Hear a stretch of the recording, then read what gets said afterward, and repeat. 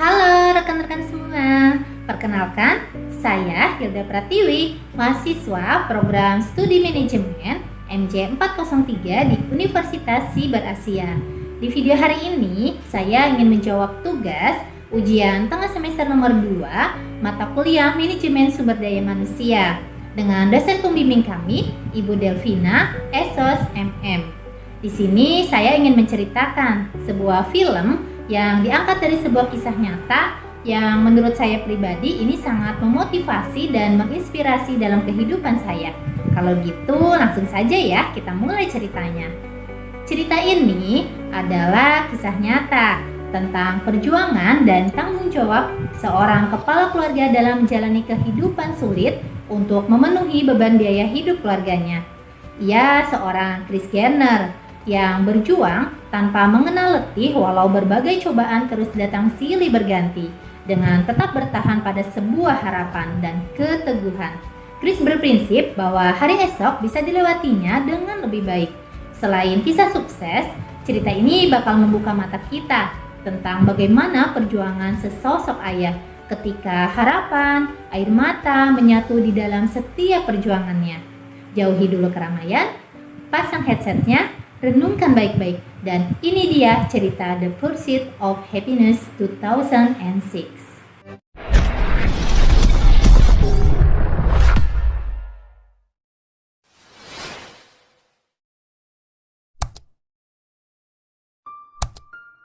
San Francisco 1981. Cerita ini dimulai di suatu pagi di mana di sana terlihat kesibukan orang-orang yang akan memulai rutinitasnya.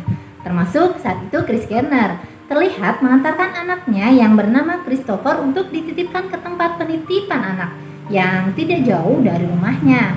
Kris Gerner ini adalah sosok seorang ayah yang rajin, optimis, dan punya impian yang besar untuk keluarganya. Dengan latar belakang seorang sales, di awal pernikahannya ia pun memberanikan diri menghabiskan hampir seluruh uang tabungannya untuk menjadi distributor sebuah alat pemindai kepadatan tulang. Dan konon katanya alat ini bisa menghasilkan gambar 2 kali lebih tajam dari sinar X-ray. Namun harganya juga berkali-kali lipat lebih mahal. Di tahun itu alat ini merupakan sebuah penemuan yang revolusioner, sehingga Kris dan istrinya memutuskan untuk menjadi distributor satu-satunya daerah tempat mereka tinggal. Mereka pun membeli banyak sekali benda itu untuk dijual lagi. Namun sayangnya Kris dan istrinya tidak tahu kalau benda ini masih dianggap benda yang masih belum sangat diperlukan oleh para dokter dan rumah sakit. Sehingga langkah mereka membeli alat ini otomatis merusak keadaan ekonomi mereka. Karena Kris paling tidak harus menjual 2 mesin dalam sebulan untuk hidupnya dan membayar semua tagihannya. Namun ternyata untuk menjual 1 mesin dalam 1 bulan saja susahnya minta ampun. Kris pun harus berjualan door to door untuk menawarkan mesin ini ke dokter-dokter praktek ataupun ke rumah sakit. Sebelum berjualan, Kris selalu mengantarkan anak satu-satunya yang bernama Christopher ke tempat penitipan anak. Christopher harus dititipkan di sana karena Linda istrinya juga harus bekerja untuk menambal keuangan mereka yang kurang karena susahnya menjual mesin tadi. Sebenarnya Kris punya mobil, tapi karena tidak ada tempat untuk parkir di dekat rumah sakit, akhirnya mobilnya dapat banyak sekali tilang, sehingga mobilnya terpaksa diderek oleh petugas. Untuk menebus mobilnya, paling tidak mesin dagangannya harus terjual 1 unit. Saat kembali ke rumah, di sela-sela makan, Linda istrinya menanyakan tentang tagihan pajak. Karena belum memiliki uang dan scannernya pun belum ada yang terjual, Kris pun berniat menunda tagihan tersebut sampai bulan depan. Linda yang memang sedang lelah, apalagi saat itu harus kembali lembur bekerja, tentu menjadi kecewa mendengarnya. Berarti tagihan pajak mereka akan menjadi lebih besar karena ditambah biaya denda. Kris pun mencoba menenangkan Linda dan dia mengatakan bahwa dia akan terus berusaha mencari uang agar segera bisa melunasi tagihannya. Dalam menghadapi rasa bingungnya, Kris pun terlihat memainkan Rubik milik anaknya. Sambil mendengarkan TV yang memberitakan tentang krisis yang semakin melanda negara, keadaan ekonomi negara itu pun jadi berpengaruh bagi bisnisnya. Dan ia pun hanya bisa berharap agar semuanya bisa kembali normal. bisnisnya bisa lancar, dan mimpinya membahagiakan keluarga bisa ia wujudkan. Di suatu pagi ketika Chris hendak kembali berjualan, ia melihat seorang lelaki yang mengendarai mobil mewah turun di hadapannya. Ia pun bertanya, "Hei, apa yang kau lakukan dan bagaimana kau melakukannya sehingga kau bisa kelihatan sukses?" Lelaki itu pun menjawab, "Aku bekerja di sebuah perusahaan pialang saham. Kau harus pandai bermain dengan angka dan pandai berinteraksi dengan orang lain." Chris pun sejenak memandang mereka yang berada di sana. Mereka terlihat bahagia, seolah hidup tanpa beban apapun. Sedih rasanya ketika mempertanyakan kenapa dirinya bernasib lain dan tidak seperti mereka yang ada di sana. Singkat cerita, esok harinya Chris pun mengutarakan rencananya pada Linda kalau dirinya nanti siang akan mencoba mencari lowongan di kantor pialang saham. Namun tampaknya Linda kurang percaya dengan kemampuan Chris dan malah mengolok-oloknya. Chris pun di sini tersinggung dan terjadi perdebatan di sana. Linda menyarankan agar Chris lebih baik fokus menjual scannernya daripada membuang-buang waktu untuk mencari pekerjaan yang belum pasti. Apalagi minggu depan mereka harus membayar sewa kontrakan rumah yang sudah 3 bulan menunggak. Linda merasa lelah dengan keadaan yang tak kunjung berubah. Apalagi ia harus bekerja lembur untuk menutupi biaya kehidupan mereka sehari-hari. Chris yang terus menjadi bahan pelampiasan hanya bisa mengungkapkan bahwa ia sendiri telah berusaha semampunya. Namun istrinya tidak mau tahu dan ngotot agar Chris cepat menjual scannernya. Sepulang berjualan, Chris melihat sebuah pengumuman bahwa ada program magang untuk menjadi seorang pialang saham di kantor tersebut. Ia pun memutuskan untuk masuk. Tapi karena tidak mungkin membawa mesin sebesar koper masuk ke dalam, ia pun melakukan kesalahan dengan menitipkan mesin mahal itu kepada seorang pengamen. Bahkan Chris membayar $1 supaya pengamen itu menjaga barangnya. Chris pun bertemu dengan HRD kantor tersebut. Chris diberikan formulir untuk program magang. Belum selesai HRD ini menjelaskan segala sesuatunya, perhatian Chris teralihkan dengan pemandangan di luar yang memperlihatkan pengamen itu berlari membawa mesin miliknya. Chris pun panik, pergi mengejar pengamen tersebut. Namun ia terlambat karena si pengamen itu telah lebih dulu masuk kereta sehingga mau tak mau Chris pun harus merelakan scannernya itu. Di dalam perjalanan, Chris melihat lagi formulir untuk magang di kantor pialang saham. Setiap bulan akan ada pembukaan untuk 20 orang dalam program magang tersebut. Kemudian dari 20 orang itu hanya 1 orang yang akan dipilih menjadi karyawan di sana. Berarti pertama kali Chris harus berjuang masuk ke dalam jajaran 20 orang itu. Dirinya sadar untuk perusahaan sebesar itu pasti hanya orang-orang terbaik yang melamar. Sementara dirinya hanya lulusan SMA biasa. Namun Chris bukanlah orang yang mudah menyerah. Sekecil apapun kesempatan, ia akan mengambilnya dan berusaha mendapatkannya. Dan di hari selanjutnya pun, sesuai dengan anjuran dari kantor cabang kemarin, Chris kemudian mendatangi kantor pusatnya. Di sana, ia pun bertemu dengan seorang HRD bernama Jay. Dengan ramah, ia langsung memberikan lamarannya dan berharap akan langsung diwawancara. Namun, Jay yang memang seorang yang sibuk hanya mengambil lamaran itu, sekaligus menyampaikan jika lamarannya cocok, nanti akan dihubungi lagi. Hari demi hari yang dilalui tanpa perubahan membuat Linda istrinya semakin merasa jengkel. Ulang tahun Christopher anaknya yang semestinya dirayakan bersama dengan bahagia, Linda justru nampak memendam rasa kecewanya. Hal itu disadari oleh Chris dan ia pun meminta agar Linda tak bersikap seperti itu. Linda dengan emosi mengungkapkan kalau dirinya sudah bosan dan lelah dari saat mengandung Christopher. Dirinya hanya mengatakan kalau semuanya akan baik-baik saja. Chris yang sadar kalau memang kenyataannya seperti itu, ia pun hanya bisa meratapi semuanya. 1 bulan kemudian, saat Chris akan menanyakan lamarannya, secara tidak sengaja ia melihat Jay yang sedang terburu-buru akan pergi. Sadar karena Jay adalah orang yang sibuk, akhirnya Chris pun berpura-pura kalau dirinya juga sama akan pergi ke tempat yang Jay tuju. Di perjalanan ini, Chris terus mengajak Jay untuk mengobrol. Namun tampaknya Jay justru sibuk dengan permainan Rubiknya. Untuk bisa mendapatkan perhatiannya, Chris kemudian mengatakan bahwa ia bisa menyelesaikan Rubik tersebut. Setelah melewati perjuangan dan usaha keras, Chris akhirnya mampu menyelesaikan Rubik tersebut tepat di saat mobil yang ditumpanginya sampai ke tempat tujuan. Dan saat akan pulang, Chris pun menyadari bahwa uangnya tidak akan cukup untuk membayar ongkos taksi, sehingga Chris pun berlaku nekat. Saat ada kesempatan, ia pun kabur dari dalam taksi itu. Bukannya terlepas dari masalah, Chris malah kembali apes saat masuk ke sebuah kereta. Tangannya tiba-tiba terjepit oleh pintu dan harus merelakan lagi alatnya di sana. Di perjalanan pulang, Chris pun menelepon istrinya untuk menanyakan kabar anaknya.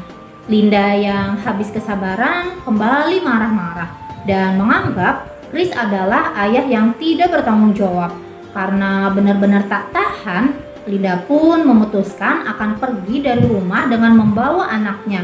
Tak mau kehilangan orang-orang yang ia sayangi, ia pun bergegas kembali pulang. Dan benar saja, saat kembali ke rumah sudah tidak ada siapapun. Bahkan semua pakaian mereka terlihat di bawah semua. Saat Chris sedang kebingungan, tiba-tiba terdengar telepon berdering dan ternyata itu adalah telepon dari Jay. Jay menyuruh Chris untuk datang dalam wawancara. Seharusnya itu adalah kabar bahagia untuknya. Namun karena saat ini kondisinya seperti ini, Chris pun hanya bisa terdiam dan bingung. Entah apa lagi yang harus ia lakukan. Esoknya, Chris datang ke tempat penitipan anak dan bertemu Linda di sana. Chris dengan emosi mengungkapkan supaya Linda jangan pernah lagi membawa anaknya. Linda sendiri yang memang sudah tak mau peduli, hanya menghindar dan mengatakan kalau semua ini terjadi karena Chris tidak mampu membahagiakan keluarganya. Tak mau anaknya dibawa kembali oleh Linda, akhirnya Chris langsung menjemput Christopher untuk dibawa ke rumahnya. Saat malam tiba-tiba pemilik kontrakan datang untuk menagih sewa. Dan kalau tidak dibayar, esoknya Chris harus meninggalkan tempat itu. Karena ruangannya akan dicat terlebih dahulu sebelum penghuni baru masuk ke sana. Chris yang masih belum punya uang untuk membayarnya mencoba meminta keringanan agar ia dan anaknya masih bisa tinggal di sana. Dan si pemilik kontrakan pun akhirnya memberi tambahan waktu seminggu dengan syarat Chris mau menggantikan tugas pekerjaannya untuk mengecat rumah yang ditempatinya itu. Malam pun berlalu dan setelah mengantarkan anaknya di penitipan di hari itu, saat Chris mulai mengecat rumahnya, baru beberapa dinding selesai, tiba-tiba ia mendengar suara ketukan pintu dan ternyata mereka adalah polisi yang menagih biaya tilang mobilnya yang tak kunjung dibayar. Di kantor polisi itu, Chris lagi-lagi meminta keringanan karena ia hanya mampu membayar sebagian. Namun, petugas di sana mengungkapkan kalau semuanya harus lunas dan jika tidak, maka Chris harus masuk penjara.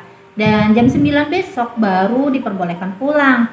Mendengar hal itu, tentu saja Chris kaget dan menjadi emosi. Apalagi siang ini harus menjemput anaknya, serta besok di jam 9 ia harus bertemu dengan Jay untuk wawancara.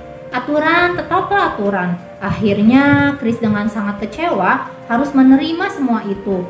Dan untuk menjemput anaknya tidak ada pilihan lain selain meminta bantuan Linda istrinya. Chris dan Linda pada dasarnya saling mencintai dan mereka sama-sama menyayangi anak satu-satunya itu. Hanya saja karena beban serta himpitan ekonomi rumah tangga yang tak kunjung teratasi juga membuat mereka saling selisih paham dan berakhir dengan jalan seperti ini. Keesokan harinya, Chris diperbolehkan pulang dan waktu untuk panggilan wawancara semakin mepet. Ia pun bergegas keluar dan langsung lari menuju kantor Jay. Sesampainya di sana, terlihat semua orang tampil begitu rapi dengan jas dan dasinya. Berbeda dengan Chris yang tampil tidak meyakinkan dengan pakaian lusuh dan juga penuh noda cat di mana-mana. Pasrah dengan apapun hasilnya nanti, ia pun langsung memulai pembicaraan dan jujur kalau dirinya habis dari penjara karena tidak mampu membayar tilang. Pihak HRD di sana awalnya meragukan, namun setelah berbagai pertanyaan dan Chris di sana mampu meyakinkan Mereka pun di sana menjadi sangat tertarik dengan Chris yang jujur dan pekerja keras. Singkat cerita, wawancara itu pun selesai dan Chris diberi kesempatan untuk 6 bulan training di sana. Satu hal yang tidak sesuai dengan harapannya adalah bahwa di training itu ia tidak mendapatkan gaji sepersen pun, dan itu berarti Chris harus mampu setidaknya menjual scanner per bulan untuk menutupi kebutuhan hidupnya. Hari itu Chris kembali ke rumahnya dan kembali melanjutkan sisa pekerjaannya sampai sorenya Linda mengantarkan anaknya. Karena sudah lelah dengan pertengkaran rumah tangga mereka dan beban ekonomi yang semakin lama menyulitkan, Linda pun memutuskan untuk pergi ke New York untuk bekerja di rumah makan kakaknya. Dan dirinya nanti akan sibuk sekali. Ia pun tahu sebesar apa Chris sayang pada anaknya. Linda pun akhirnya merelakan anaknya tersebut bersama Chris. Malam ini, Chris benar-benar merasa tertekan dengan semua keadaan yang menimpanya. Ia hanya bisa memandang anaknya dengan penuh rasa tak tega ketika melihat anak yang sangat ia sayangi harus ikut merasakan pahitnya kehidupan. Esoknya, Chris pun mengemasi barang-barangnya dan pindah ke penginapan yang murah. Tak mampu lagi menitipkan anak, Chris pun terpaksa membawa anaknya bekerja, berkeliling setiap rumah sakit dengan harapan scannernya yang tersisa bisa terjual. Beruntungnya, di hari itu ada dokter yang tertarik dan membeli scanner miliknya. Hasil penjualan scanner itu setidaknya bisa mencukupi untuk kebutuhan dalam sebulan. Chris pun kembali menitipkan anaknya di tempat penitipan anak. Ia pun memulai hari pertamanya untuk training. Bersama dengan karyawan training lainnya, mereka pun diharuskan berlomba-lomba mendapatkan klien sebanyak mungkin. Karena nantinya dari semua kandidat yang ada, hanya akan ada satu orang saja yang bisa diterima kerja. Mereka pun di sana diberi buku panduan dan juga diberi arahan tentang bagaimana cara melobi orang agar mau membeli saham di perusahaannya. Sepulang kerja di jam 4 sore, Chris lanjut menjemput anaknya dan begitulah ia menjalani hari-hari selanjutnya. Di sela-sela pekerjaannya menawarkan saham, terkadang ia pun merasa sedikit tak dihargai ketika ia disuruh-suruh membeli minuman atau makanan oleh pengawas di sana. Namun ia pun sabar dalam menjalani semua itu dan berharap semua yang dilakukannya bisa menjadi nilai positif untuk pekerjaannya. 2 bulan berlalu dan Chris masih belum bisa mencapai target dikarenakan ia hanya mampu bekerja selama 6 jam saja. Karena memang sorenya harus menjemput anaknya. Untuk mengantisipasi hal itu, ia pun berencana mengambil target seorang CEO perusahaan besar. Walau nyatanya untuk melobi sekelas CEO itu tidaklah mudah. Saat ia menelepon, ternyata CEO yang bernama Walter itu sedang tidak sibuk dan ia pun langsung menyuruh Chris untuk ke kantornya. Sayangnya selalu ada saja halangan. Saat ia hendak pergi, tiba-tiba pengawas trainingnya menyuruh Chris untuk memarkirkan mobilnya. Jalan yang macet dan tempat parkir yang susah membuat Chris cukup banyak kehilangan waktu. Alhasil, ia pun harus merelakan kesempatannya. Suatu hari, saat Chris beserta anaknya berkeliling menawarkan scannernya, ia pun menyempatkan untuk menemui Walter. Di sana, ia pun langsung meminta maaf atas keterlambatannya kemarin dan berharap Walter bisa memberikannya kesempatan di lain waktu untuk kembali mendiskusikan kerjasamanya. Walter yang saat itu ingin menonton pertandingan football, kemudian mengajak Chris untuk ikut dan menonton bersama-sama. Sesampainya di sana, Chris pun mencoba mengutarakan keinginannya untuk kerjasama itu. Namun sayang, karena baru kenal, Walter pun menjawab harus memikirkannya dahulu, sekaligus menyarankan agar urusan bisnis dibicarakan nanti saja. 4 bulan berlalu, saat ini ia pun sedikit tenang karena semua mesin scannernya telah berhasil ia jual. Namun lagi-lagi masalah kembali muncul saat ia mendapat surat tagihan pajak dan secara paksa tagihan itu mengambil hampir seluruh uang yang ada di rekeningnya. Supaya ia bisa bertahan hidup menghadapi 2 bulan sisa masa trainingnya, tentu saja uang yang terkuras habis itu memicu Chris untuk kembali berpikir lebih keras. Suatu hari saat di taman bermain tanpa disengaja, ia melihat scanner yang sempat hilang di stasiun dibawa oleh orang gila. Dengan sedikit susah, ia pun akhirnya berhasil merebut kembali scannernya. Dan Chris pun langsung membersihkan alat itu untuk kembali mencoba menjualnya. Sayangnya, saat ditawarkan dan dicoba, alat itu tidak berfungsi sehingga membuat dokter tidak jadi membelinya. Tidak sampai di situ, cobaan kembali menimpanya. Di sana, dia menemukan bahwa barang-barang miliknya sudah diletakkan di luar dan kamarnya telah terkunci. Semua itu bukan lain karena Chris telah menunggak biaya sewa. Chris yang bingung entah harus pergi kemana, akhirnya memutuskan untuk mengajak anaknya pergi ke stasiun.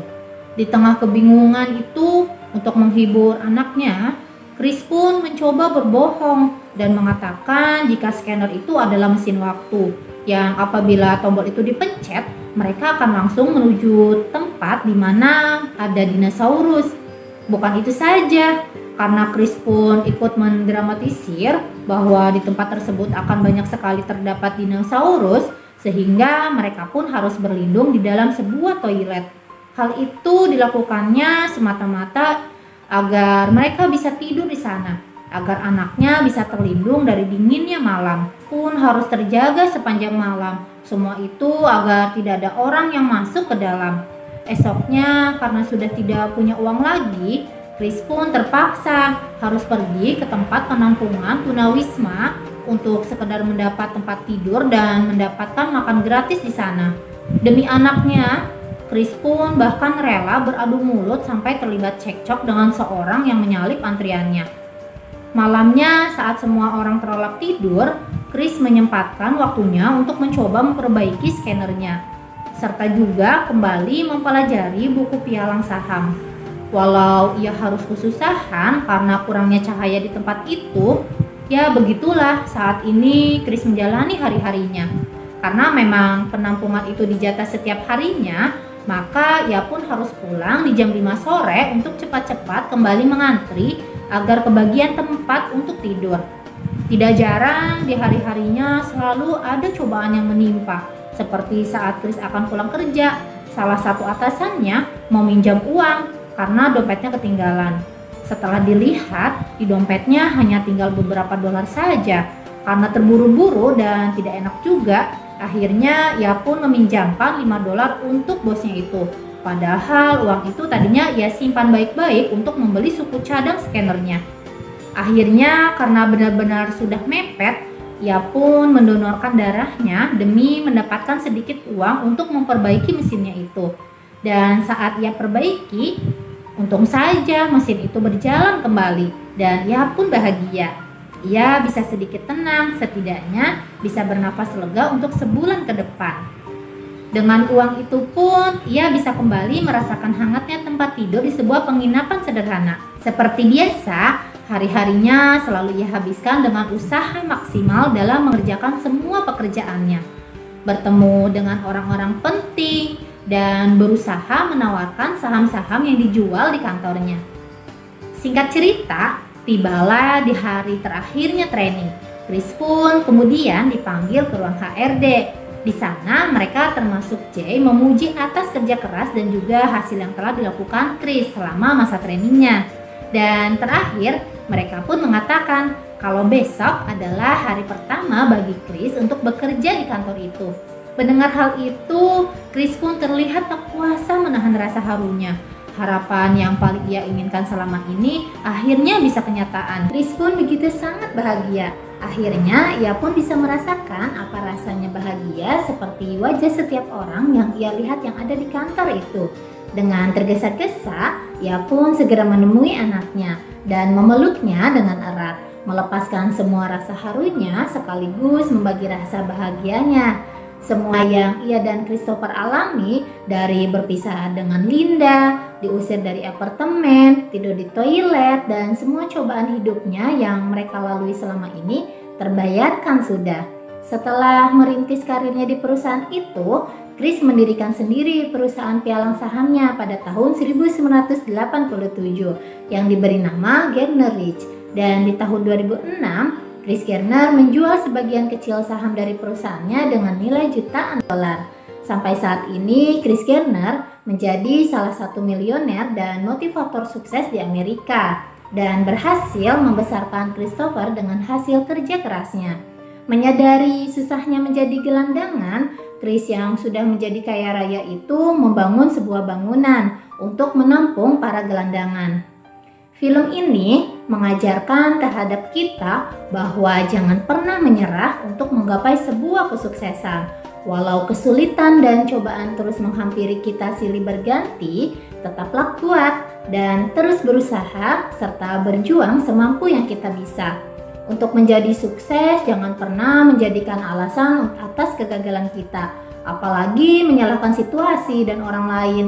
Ambil tanggung jawab pribadi dan berusahalah untuk mengatasi kesulitan yang ada dengan tindakan nyata untuk mengubahnya. Seperti kata Chris pada Christopher, kau harus jaga impianmu.